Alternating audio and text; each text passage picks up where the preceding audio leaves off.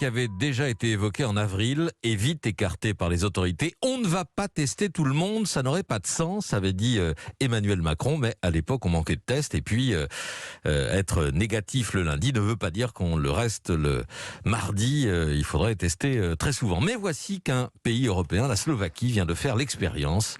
C'est une première mondiale, le gouvernement de Bratislava a fait tester presque tout le monde et ça inspire les médecins français. Victor Delande. Oui, le gros problème actuellement avec le coronavirus, c'est le manque de connaissances sur les infections. Il y a beaucoup trop de cas, on ne remonte plus les chaînes de contamination, on ne sait pas où les Français se contaminent. Il y a donc cette solution du dépistage massif. La Slovaquie est le premier pays à l'avoir réalisé à l'échelle nationale. Avant ce pays de l'Est, des villes chinoises l'avaient déjà fait. Liverpool, en Angleterre, a choisi la même stratégie et va le réaliser dans les prochains jours.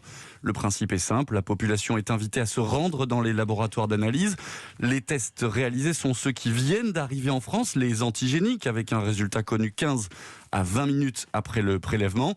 La participation n'est pas obligatoire et les gens qui ne veulent pas s'y plier doivent rester en quarantaine 10 jours chez eux pour être sûrs qu'ils ressortent négatifs.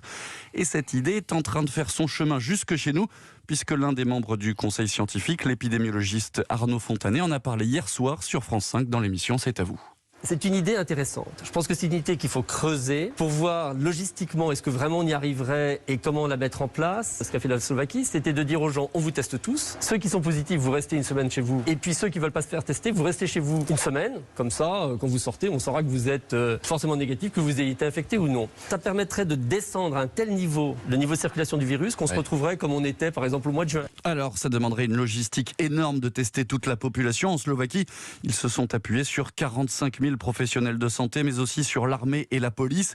Et il faut rappeler qu'ils ne sont que 5,5 millions d'habitants. Mais les épidémiologistes qui réclament ces tests massifs depuis des mois, comme Catherine Hill, que j'ai encore contacté ce matin, sont catégoriques. C'est faisable en France. Elle propose notamment de s'appuyer sur des élus locaux. Et ces tests massifs, il faudrait les répéter dans le temps, comme vous l'avez dit Patrick, toutes les 2 semaines ou tous les mois, pour enfin connaître le niveau d'infection dans la population et arrêter de courir derrière l'épidémie. Victor Delande.